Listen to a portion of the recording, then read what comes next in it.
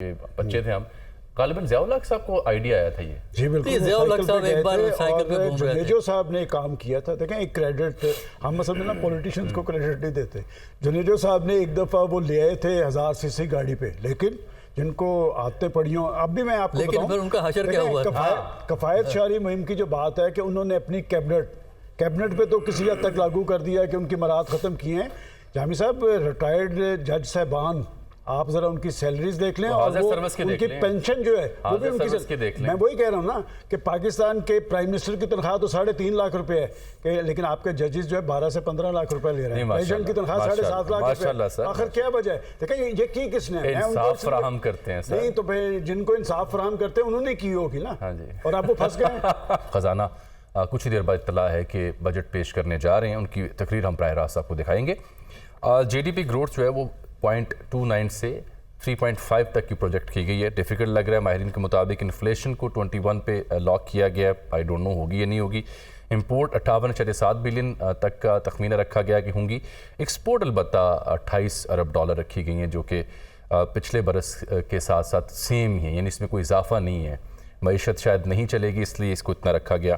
Current account deficit 3.7% تک predict کیا گیا کہ یہ رہے گا, نظر بھی آ رہا ہے اس سے زیادہ ہو سکتا ہے. سلمان صاحب, پرائم منسٹر مخاطب ہوئے کیبنٹ سے تو غالب خیال یہی تھا کہ جی کوئی بجٹ کے خد و خال سے گفتگو شروع کریں گے, لیکن انہوں نے کہا جی کہ وہ جو ریکارڈ ہے مشیروں کا کیبنٹ کا اس میں اضافے میں مبارکباد پیش کر دوں. یہ کیا تھا, مجھے سمجھ نہیں آئی. دیکھیں ایک تو انہوں نے نئی روایت قائم کی ہے. اس سے پہلے پاکستان کا پرائم منسٹر بجٹ سپیچ سے پہلے کیبنٹ سے اس طرح مخاطب نہیں ہوتے.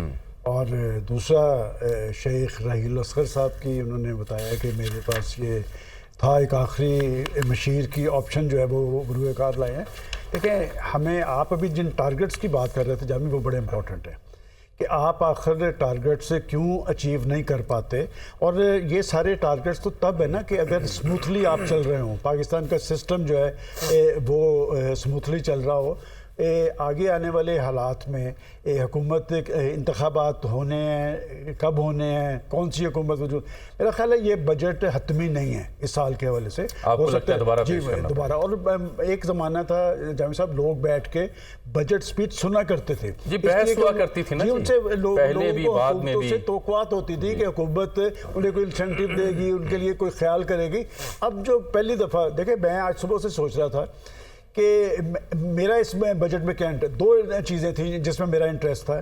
ایک تو یہ کہ کیا حکومت جو اس صورتحال کے اندر عام آدمی کو کوئی ریلیف کا بندوبست کر پائے گی, اس لیے کہ ایک مشکل صورتحال سے دو چار ہے. اور دوسرا جامی صاحب میرا ایک انٹرسٹ تھا, چونکہ میں شہباز شریف صاحب کو پرسنلی جانتا ہوں, ان کی اسٹرگل کو بھی جانتا ہوں, ان کے طریقہ کار کو بھی جانتا ہوں, ان میں ایڈمنسٹریٹو کوالٹیز موجود ہیں. میرا خیال تھا کہ وہ جو حکومتی ایکسپینڈیچرز ہیں اس میں کمی لائیں گے, لیکن ابھی تک مجھے ان کی سپیڈ سے یا اس سے نہیں لگا. اور میں یہ آپ کو بتانا ضروری سمجھتا ہوں کہ 2 ماہ پہلے ایک بڑے کمپیٹنٹ شخص ناصر کھوسا کی سربراہی میں انہوں نے ایک کمیٹی بنائی تھی. جب تک آپ انتظامی اخراجات میں کمی نہیں لے کے آئیں گے, جب حکمران دیکھیں ہمارے پاس تو ایک مثال موجود ہے حضور اکرم صلی اللہ علیہ وسلم کی کہ جب صورتحال ایک نیج پہ پہنچی تو ان کے پیٹ پہ 2 پتھر بندھے ہوئے تھے. جب شہباز شریف صاحب یہ بتاتے ہیں نا کہ مشکل صورتحال سے 2-4 ہے, IMF, بات یہ کہ خود ہمارے حکمران کس حد تک اس پرابلم میں شیئر کر رہے ہیں کہ ان کی جو عیاشیاں تھیں, ان کی جو مراحت تھی, اس میں کس حد تک کمی آئی ہے. صحیح کہہ رہے ہیں ڈاکٹر صاحب.